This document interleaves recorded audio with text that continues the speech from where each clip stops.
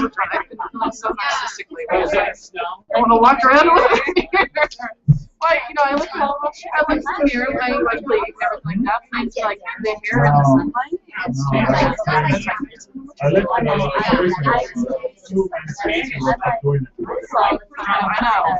Except for I gotta train my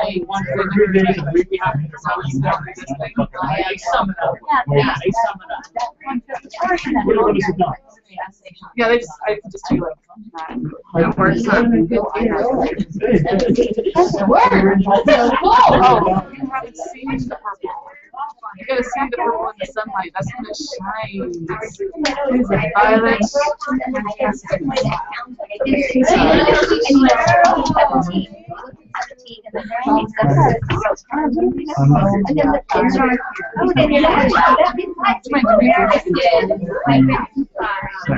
No,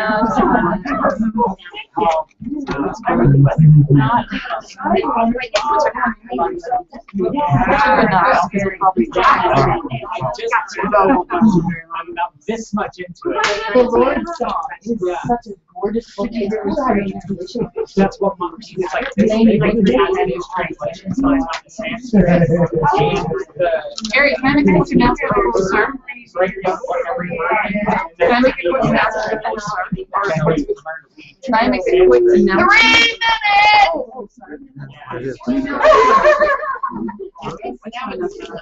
I mean,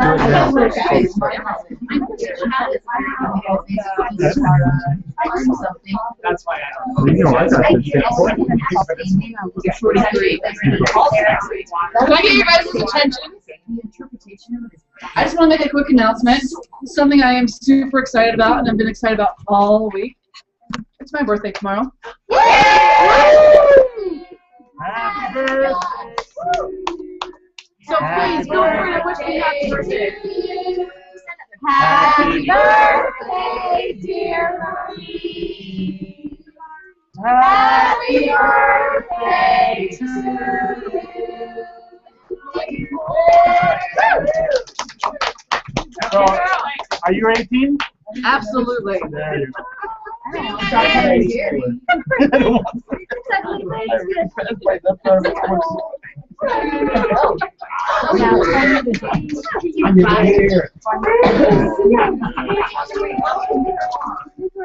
go.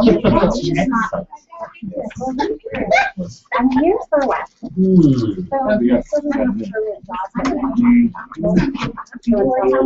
I thought we might have more guests, so since we don't look like we have more guests, why don't we have everybody in the front row move to the back row and we'll take up the chair in the front.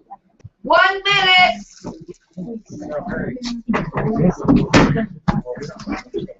I want to pick up the on my chair.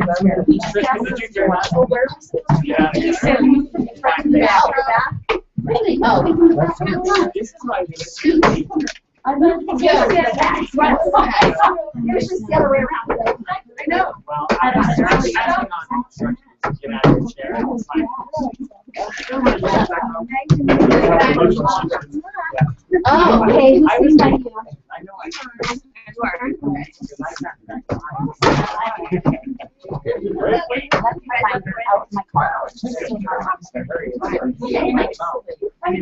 Thank you.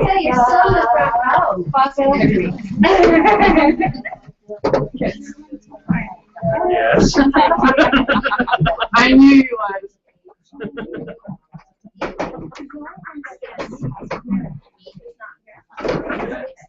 Yes. Oh, that was so wonderful.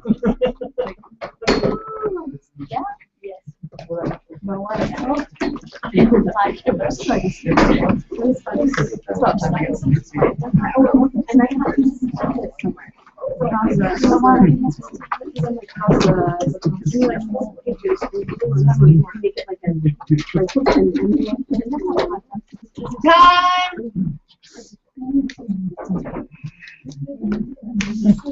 You want to hear a fun story about one of our awakening breaths? Yes. Yes. Jennifer and Brett Skousen were in Movement to Mastery a couple years back, and Laura's watching. She likes to record the news and then zip through, just catch good parts. So she's zipping through. All of a sudden, she sees one of our awakening grads. She stops and she rewinds it. She watches it. No, we see two of our awakening grads, sisters. Yeah, but I think the news was about one of them for some reason. Oh. Anyway, so it says 3 states and 40 counties are looking for this person, Cindy Finley, because she broke into somebody's house and stole her baby because she thought that she had a vision that they were going to die. What? That's the story, right? Turns out that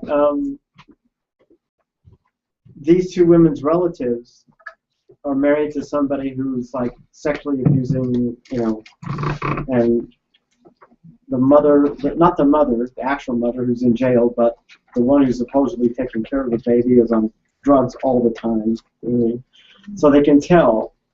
And so anyway, they do all the proper paperwork to get the baby to somebody else, right? And the one woman who's supposed to be taking care of the baby says, "Great, take the baby,"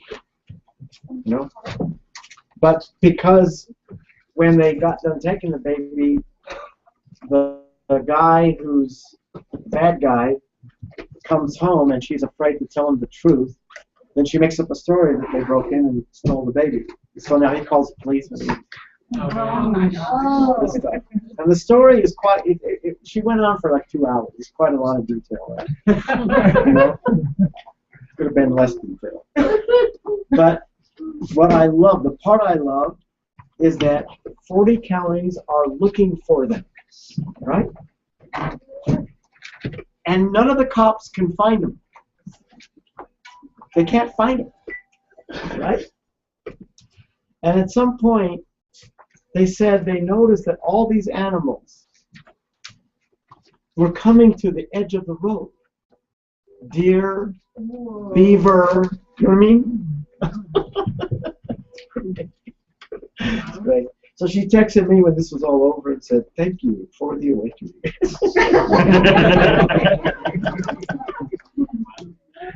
Was that after the second part? Huh? Was that after the second part? Oh yeah, they did the awakening years ago. Oh, years ago. Okay. Cheryl, do me a favor to announce later on about anybody in Movement to Mastery who's behind on money. Okay? I'll do it. Okay. And what about agreements as well? Huh? What about behind on any agreements Same thing. as well? Okay, everybody who's in Movement to Mastery, as a warm-up exercise tonight, what I'm going to have you do is do your Movement to Mastery and New Skills. Matter of fact, I'll let you choose between your Movement to Mastery and New Skills or your Pinnacle of Presentations Prelude. Right now? Yeah. Go to anybody in the room. You go to people in the back of the room. Oh. Looks like we have a guest here.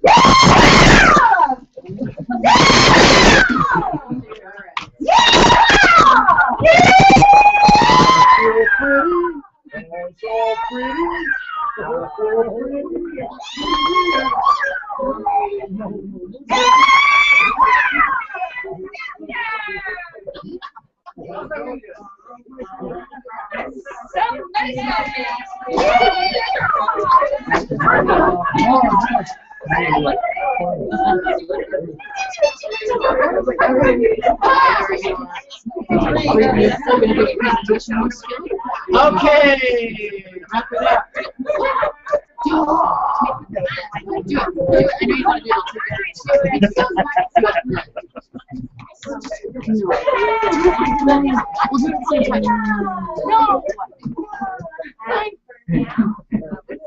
That was fun. You did a good job.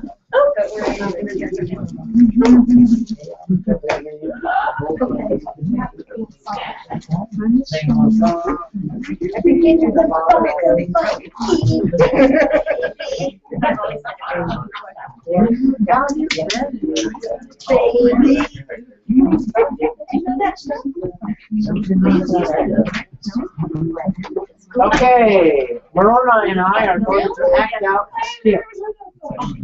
Come on. Oh, This is after somebody does a relationships course and has a talk with their father. I'm the son, he's the father. Hi, son. You know, Dad, that was a puny little expression of an absolute love for me. Actually, you love me as big as the sky. Well, yeah, I know. Hey, did you hear about Mel Gibson and his affair? Dad, you are projecting. You're seeing the sleaze in yourself.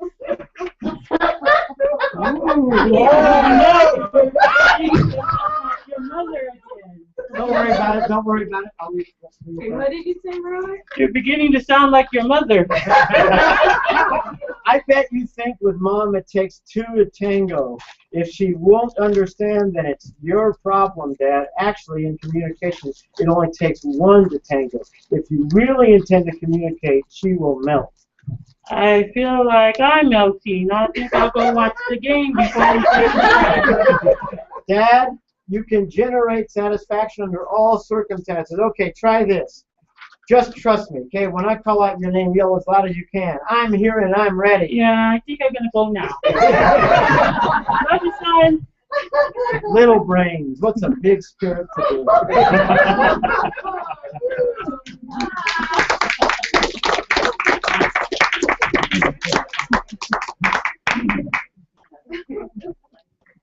So my point with that skit is that one of the pitfalls of any version of inner work is that people often take their new skills or their new information and they often share it with loved ones in a way that does not work.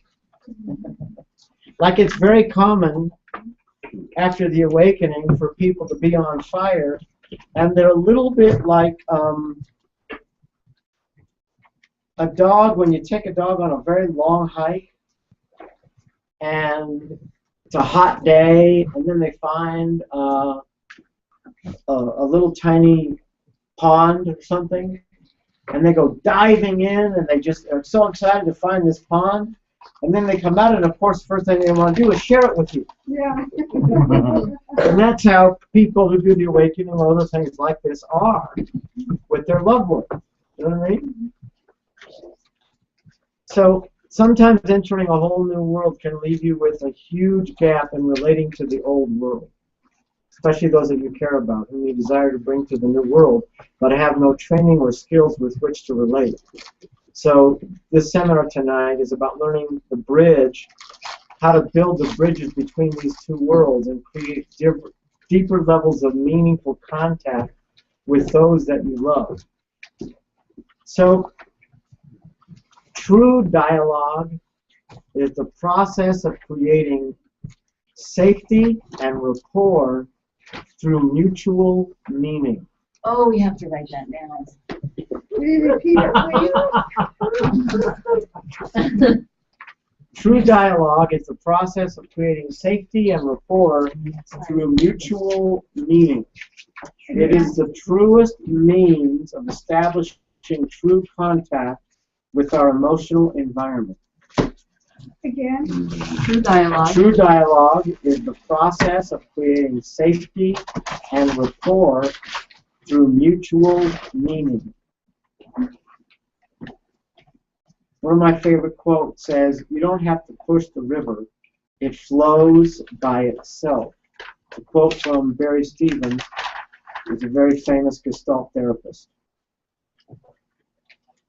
So when you are in your own being, you flow with your own process. You look to see where your heart will lead you, and you go there.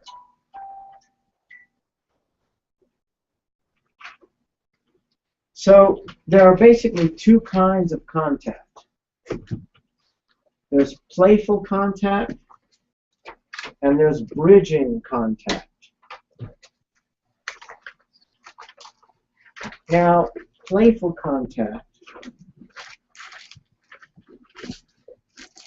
when the goal is to play, to have fun, share times with friends, etc., we kick back, we relax, we don't put any conscious effort into how we're being. If we do it old way, oh well, our friends are fairly forgiving, and besides, they have the same shield as we do anyway, so often they don't even notice it.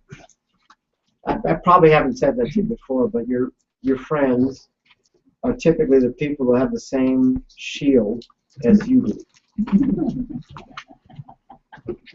If we want to learn how to be when I'm out with my friends, I must learn how to follow my own internal river, to go where my heart, my interest, my passion wants to take me.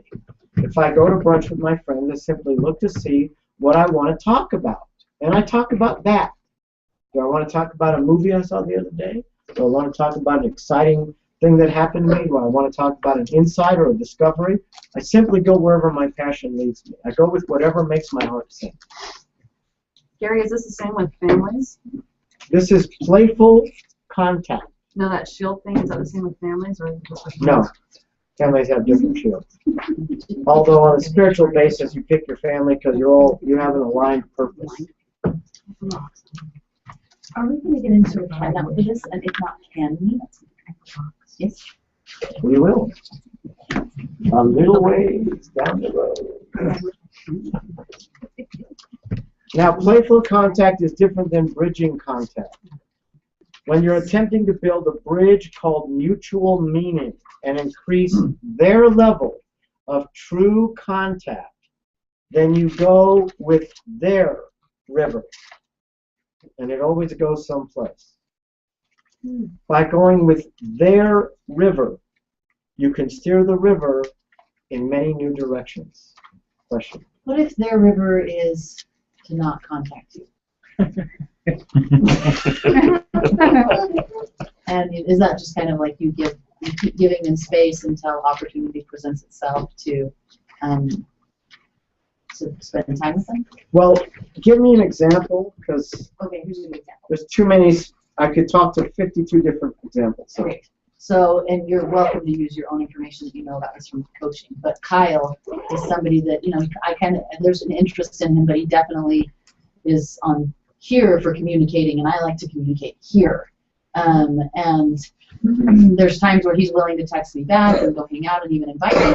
But then there's these spells where it's like a week and a half at a time for a week at a time, because I see him once a week at yoga, where I'll call him or I'll say, hey, you want to go hang out? And he doesn't get back to me. And then I have another idea come up, and I was like, oh, that'd be fun to do that too. And I'm responding to him being quiet by offering more invitations. Well, two things about it. Number one is it's a romantic interest, which means it's a different ballgame. But a lot of what we're going to be teaching tonight will apply to everybody, including romantic interest. Okay? Okay. So, the power of contact. Every organism receives what it needs from its environment. If an organism is unable to receive its needs from its environment, it becomes dysfunctional and eventually it dies. You must make contact with your environment in order to be healthy and grow. So the source of contact, this fulfills their needs. Contact is like air and water. Matter of fact, the only difference between your need for air or water and the need for meaningful emotional contact is the time it takes for you to notice that you're in a state of deprivation. Can you say that again? One of the most famous studies of the last 100 years on psychological research was the fact that they finally did a study, I think it was after World War II, where they noticed that they put all these babies that were left on people's doorsteps into an institution. And they had food and clothing and shelter and everything that they needed except mothering. Within a year, half the babies were dead. Within another year, another half of those babies were dead. Because they didn't have emotional contact. Mothering. Well, you're exactly the same. when you are not getting your emotional needs met, you are withering on the vine. And it just takes you a little longer to notice. If I cut off your air supply, you notice quickly. If I cut off your air supply, you notice within a day or two that you're in a state of deprivation. But with emotional deprivation, you don't notice so quickly. You can actually go through without noticing that you're dying. I have a question about the environment. We have a lot of people that come over to our house, and you know they're fun to talk to, and we you know we share our experience, and they kind of feed off of our good, positive vibe and stuff. Yeah. And it's all good, but I get to a point where I just shut off and go in the house because we all stay outside, and I have a hard time because I feel like we're always talking about the same thing, and although they're positive, I like to talk about something different. Am I just being a grouch, or is that kind of normal? Because I feel like they're only on like level 1, and we're not on level 1, but we're trying to teach them level 1. Does that make sense? The first question is,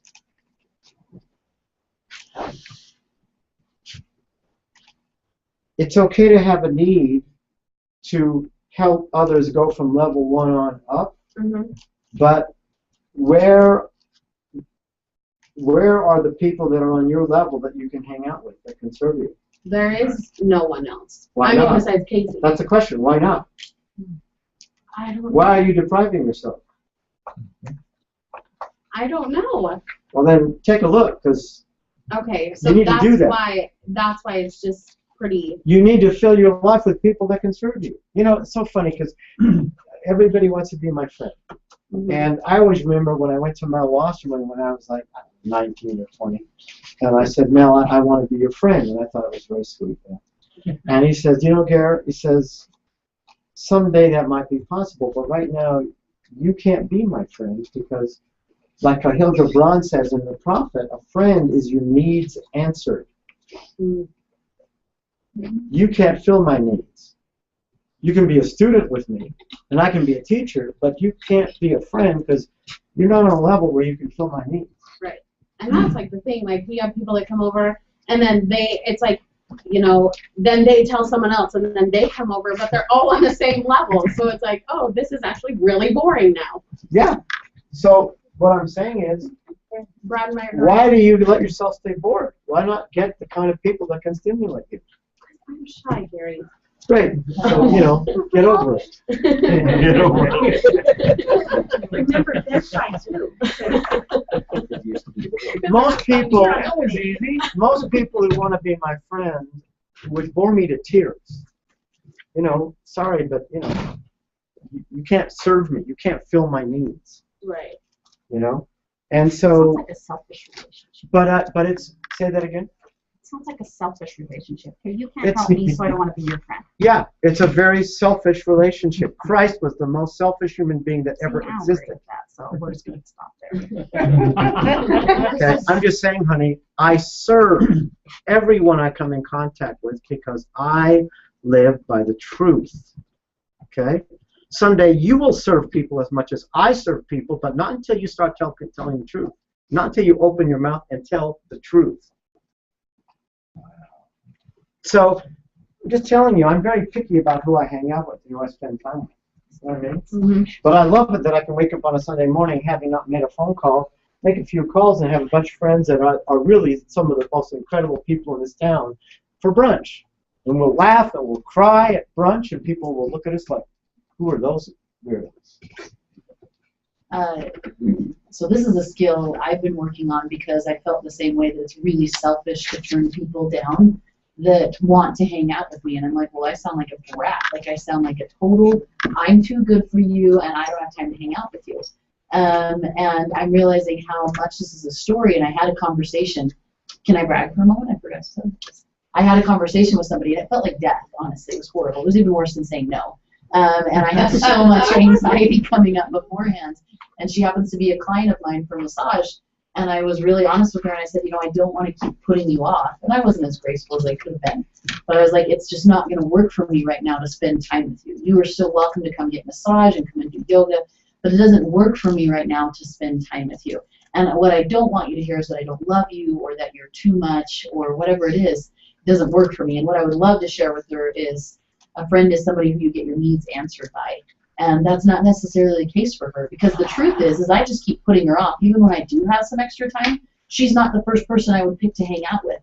And that sounds harsh, but I was like, you know what I'm going to do is both a favor instead of me lying to myself and her getting her feelings hurt over and over again by me pretending that, yeah, I'll eventually make time for her. And that's not true. So it really felt like so scary to say it, but then I don't have this constant anxiety of, oh yeah, I got to make time for her and her and her because they really want me to, but I don't want it.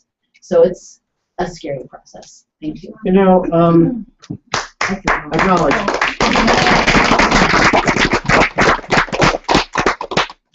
How many nights in your life have you wasted because somebody dropped over, didn't even invite them, and you thought you were supposed to entertain them because that's the nice thing to do? So you basically wasted a night of your life.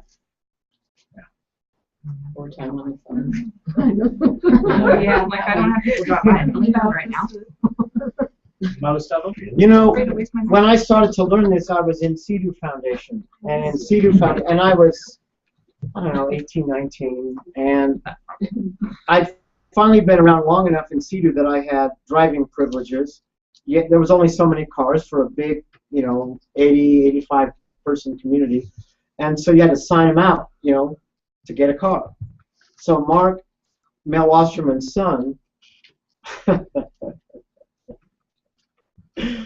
you know, back in those days, all the groups were encounter group therapy. You know what I mean? Like confrontational interface and that kind of thing. So we're in my first group at CEDU, and we're all like, you know, 18, 19, you know, something like that. And we're waiting for the facilitator to come in and start to facilitate the group. And then this punk kid who's 16 years old starts facilitating the group, and we're like, what the heck is he? You know, 16 years old, right? Well, it took us all about 10 minutes to realize that he could confront the crap out of you, and within 5 minutes, you would be in tears. Then he'd do the process and help you feel better. Then he'd go to the next person. Bam, bam, bam, bam, bam, tears. Bam, bam, bam, bam, tears. You know, he was good because he was Mel's son. He'd been around since he was 12, and now he was 16.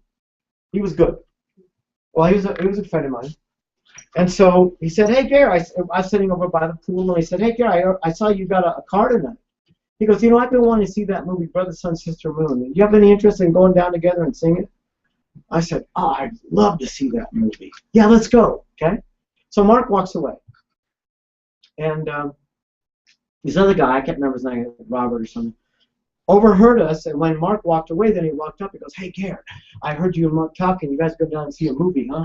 He goes, I'd love to see that movie. I'll just get a ride with you guys. Okay. He didn't even ask. He just told me what was happening. Well, Mark was about to go in the door, and he looked back, and he saw my face get a little sour, you know, like I was selling out. So he walked back over. He goes, what's going on? And this guy goes, oh, hi, Mark. Listen, I was just asking Gareth, maybe there's a possibility if I could go to the movie with you. So Mark looks. No, sorry, I don't think so. Because well, I won't even bother you guys. I'll just sit someplace else. I just want to see that movie. Sorry. So now the guy gets huffy. Well, why the heck not? Why can't I just go down with you guys? And Mark says, do you want to know the truth? Yeah. Well, honestly, Robert, it's because I don't enjoy your company. Then he walked away. And I thought about how many nights of my life I had wasted spending time with people I had no interest in being with because I was too wimpy to just serve them by telling the truth. Okay, so I'm going to keep going. Oh, I just wanted to say thank you for teaching me that when I was 14. Yeah. I don't know what that is. Yeah, good job. Way to go. Wow. Acknowledge. So it is the cycle, it is the amount of the cycles of true contact, which I'm going to hand out in a minute, the cycles of true contact. It is the amount of those cycles that you have, each person experiences in daily life, that represents the level of their health and functioning.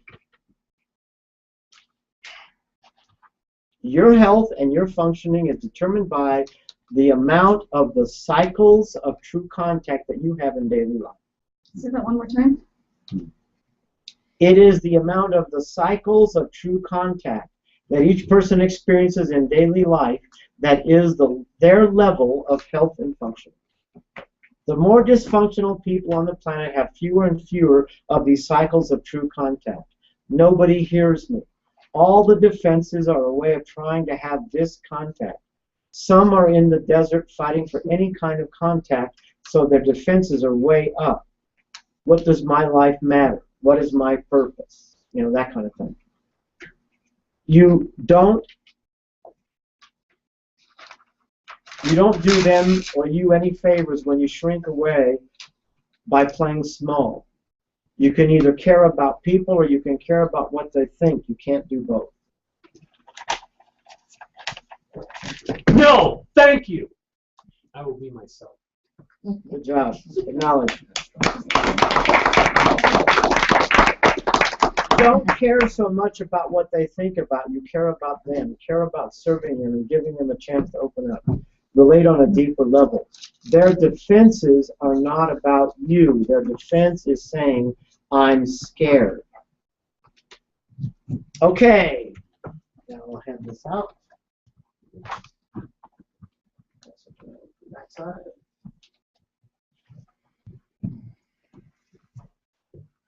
Pass it on from that side.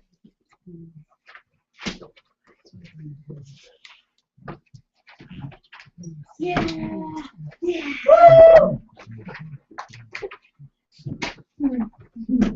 Cheryl. To add to what you're saying, is, you know, the friends we choose should be a vibrational match for us. Just like the kind of people we choose to date or be a partner. Yes. We don't just, you know, ideally, you know, if we're in our truth, we don't just date or partner with anybody just to, so we don't hurt their feelings. We choose someone romantically that is a match and that we want to be with. It should be no different than a friend. Yes, that's a really good example because in love life, single people, instead of choosing the person based on their own level of vibration, single people, instead of going for what they really want, they tend to go for who they think they can get, which is fear-based. And you know, you can never get enough of what you don't really want.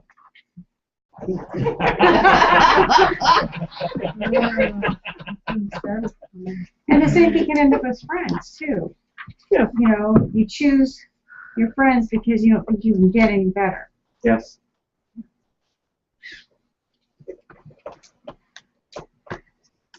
Took me a while to get the words out, but so you know how you said a friend's not a friend unless they're needed, right? Or that a friend is your needs answered. Your needs answered. Well, if you're codependent, then like I am in a lot of ways, then I feel a lot of needs and they answer my needs, but it's not necessarily healthy, right? So that's where, if you're saying your truth, then that eliminates that quickly. Yeah. If you're codependent, it just means that you barter for affection. Yeah. Instead of having affection based on what's true for you. Right. That's why I don't have that problem having people drop over and wasting my evenings. Feel free. Never had that problem. And if you want to wipe your shoes on me, go ahead. It's a share, not a question. Yeah. I used to have tons of people in my life that felt horrible clients, horrible friends, horrible everything, horrible students. And since I've been involved with this program, I've been thinking about all the people in my life, and every day is just beloved because I just don't have these people there. No. They don't show up anymore. And I was saying, gosh, I've had phenomenal classes at school for a long time, and gosh, I'm so lucky. And then it started going, oh, cool. Yes, you change your vibration, and your world is different. I remember once when I left CDU when I was 21. I was working at a high school, and the lady who was at the front desk was a professional guilt dumper. Like no matter what you came in for, she was going to let you know how bad and wrong you were and that you did something wrong. You know? And the first time I encountered her, I remember thinking, oh my goodness, it's been so long since and I remembered how people used to do that to me all the time. That was all I ever attracted. And then I realized, oh my goodness, it's been so long since I had to deal with this. You know, it's interesting. Sorry. Yeah. Can we go ahead and acknowledge Rebecca and me for their last comment? Great. Let's do that. Question. Could you repeat that one where she was talking about codependent is bartering for affection, and what was the second part? Have affection, the opposite of bartering for the affection, but how? Oh, is to the opposite of bartering for affection is to basically have your affection based on honoring your truth. Thank you. You know, if Mel Wasserman taught me that if my truth isn't good enough, it means that my thoughts, my feelings are not good enough. It means that I am not good enough. Okay, cycles of contact. We're going to go through it. And I want to remind you, this is what this particular thing that I'm showing you right now, this cycle of contact, this is what I mean by the amount of meaningful contact you have in your daily life depends on how functional you are. The more functional you are, you do this stuff naturally. I was looking for things. Here's all the you can make sure you have this. Gary, what's your definition of functional? What's your definition of functional? Emotionally healthy. Doing what works. You know, successful. Successful is enrolling, right? Dysfunctional means not functioning. Not working. Broken. Not honoring the truth. Yeah. Not honoring your truth. Okay, so you go through greetings. Hi, how you doing? Good to see you. You look great. Then you go to chit chat. So, how you been lately? Hanging in there? How's the job? How's the family? You been fishing lately? Whatever. It's all that initial chit chat stuff, right?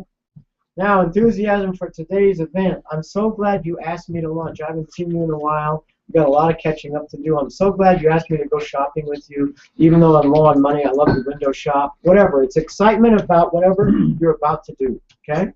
Now the good stuff. Finding mutual meaning. If they mention golf, you look to see where you can relate to golf. Like, for example, I don't golf. But if somebody talks about golf, I'll talk about an article I read once about Tiger Woods and his dad, you know, because it's somewhere where I can relate, okay? If they mention jazz, you say, no one's ever really educated me about jazz, but I keep getting the feeling, watching them play that when they start to jam, there's some kind of magic that goes on there that's much bigger than each of the individual players. See, I'm just bridging what they're into with anything I can relate to it. I am building mutual meaning. That means something to you. Well, let's talk about something that means something to you.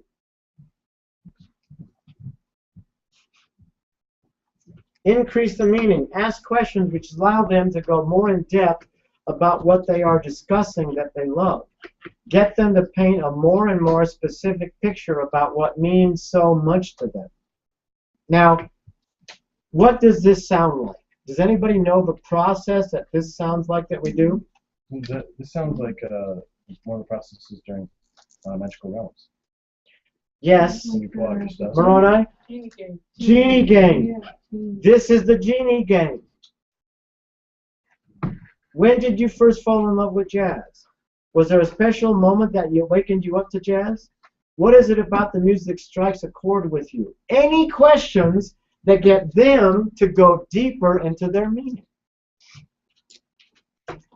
That gets them to be more specific, because the more specific they get, the more they go from here in their head to here in their heart. The more specific they get, the more meaningful it is, and the more they experience it. Misty? So I've sat down with, I've done that with people, just talking with them and making the conversation. And then I've had a couple instances where I'm asking the questions to do that, to get a better understanding and get beneath the surface layer, to see them connect with something in their heart.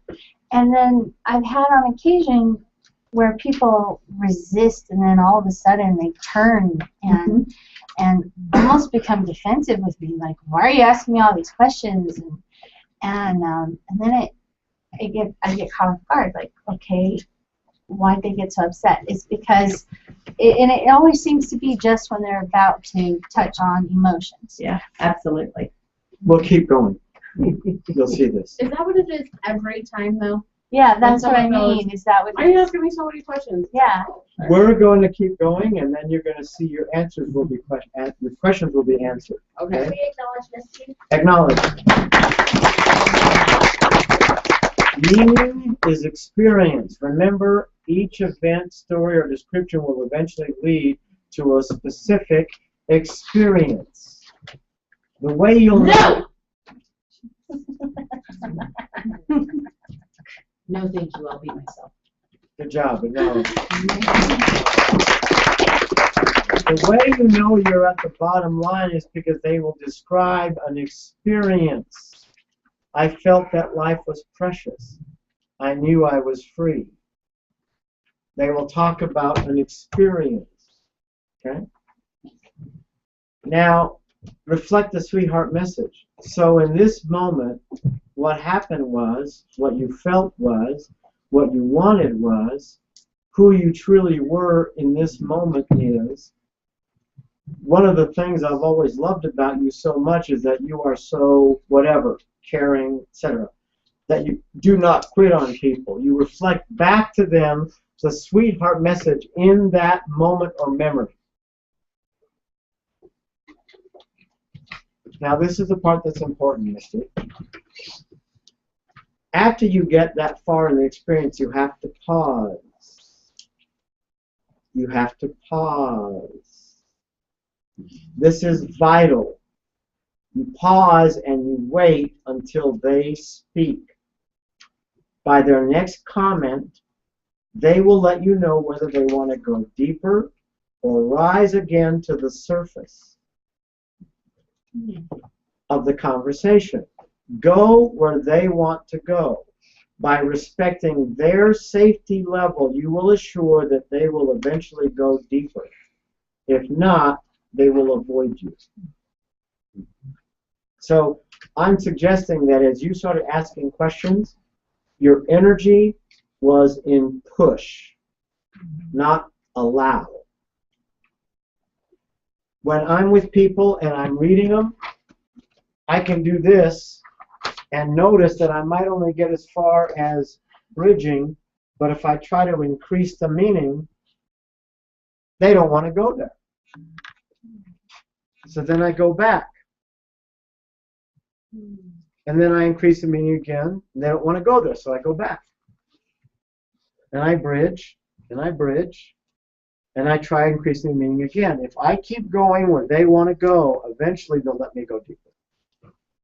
But if you push it, then they'll react, and they'll want to get away from you, because you're taking them someplace they don't want to go.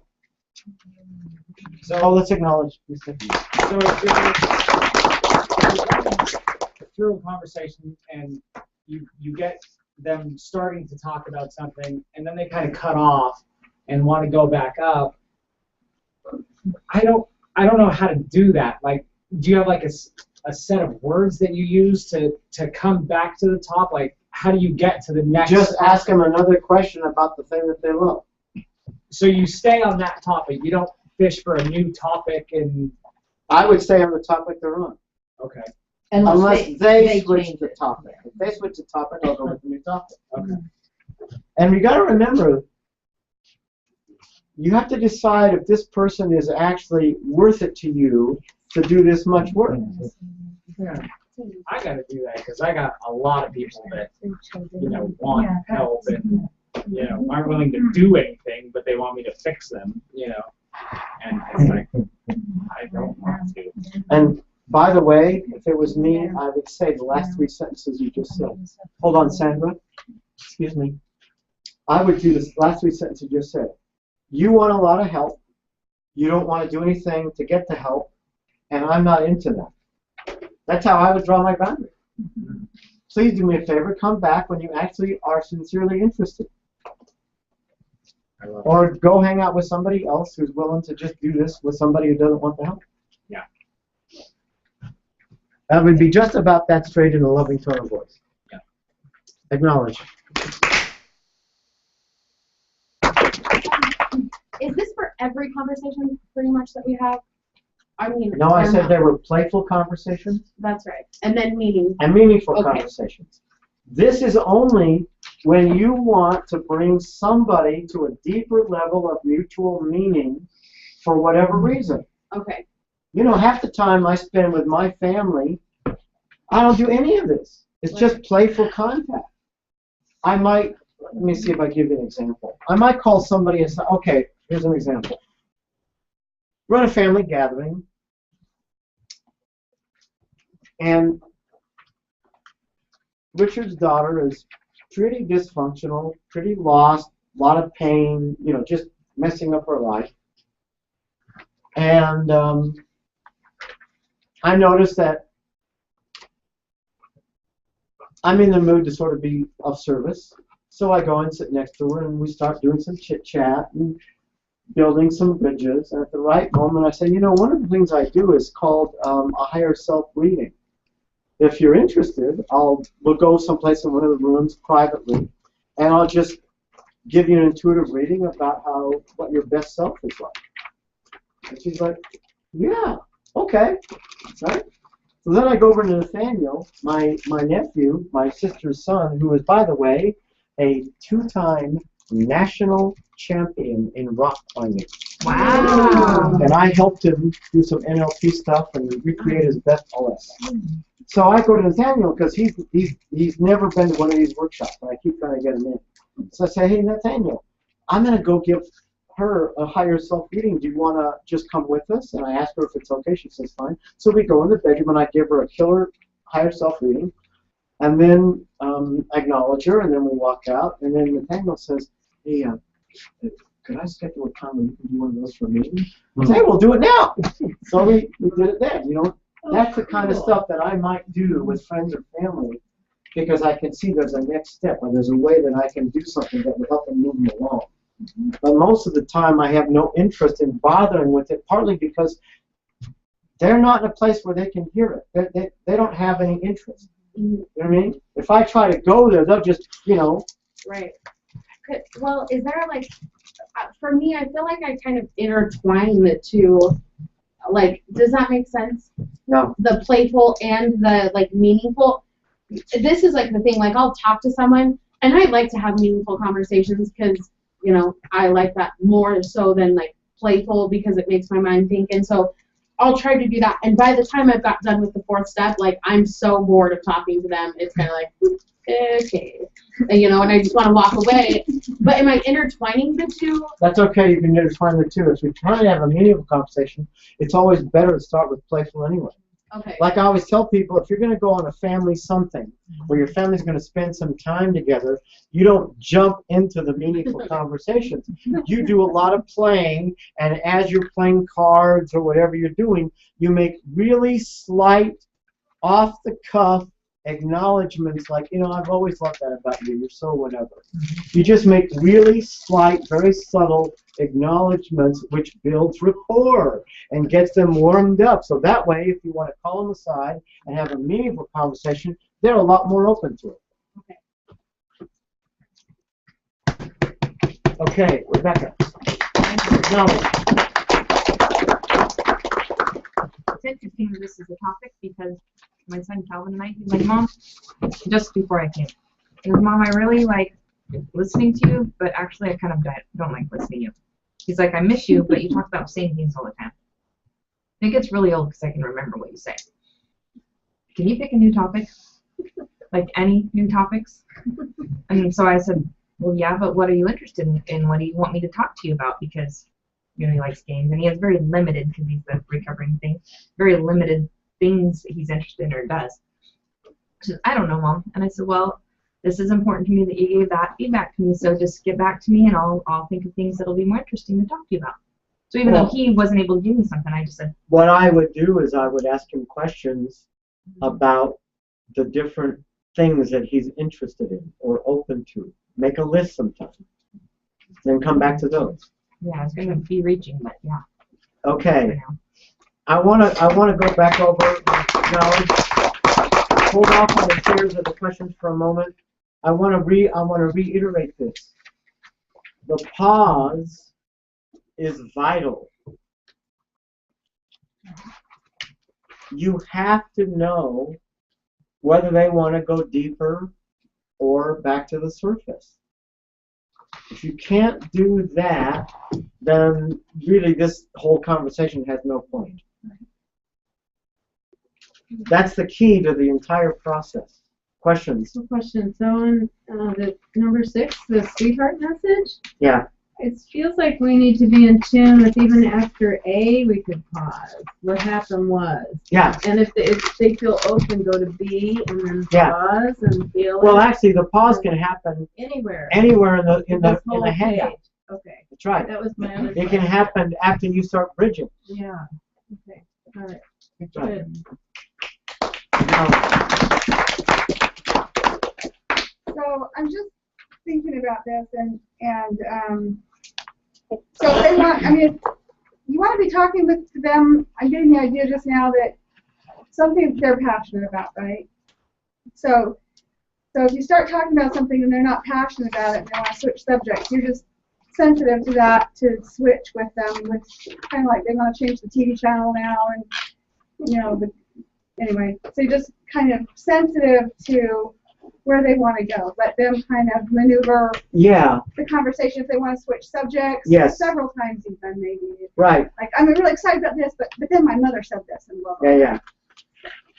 Yeah. And in rare cases, I'll bring them back to a topic because I get a feeling like they could go there. They're just sort of, you know, just getting sidetracked. You know, like I remember one time I was talking to somebody's dad, and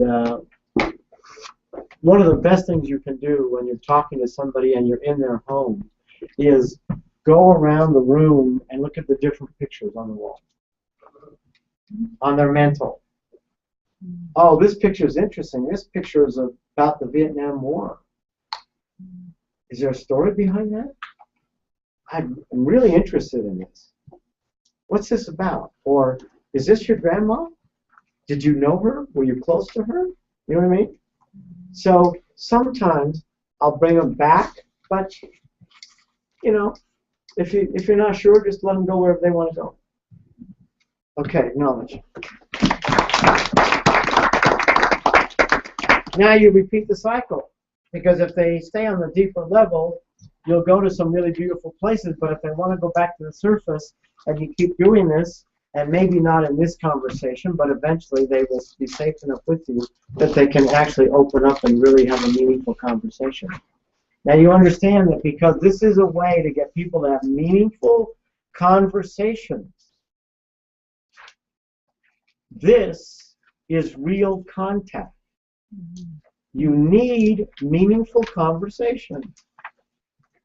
The longer you go without meaningful conversations, the more you are in a state of deprivation.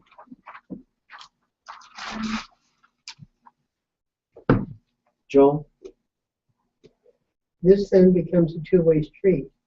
You have meaningful conversations with them, and they can then draw you into a meaningful conversation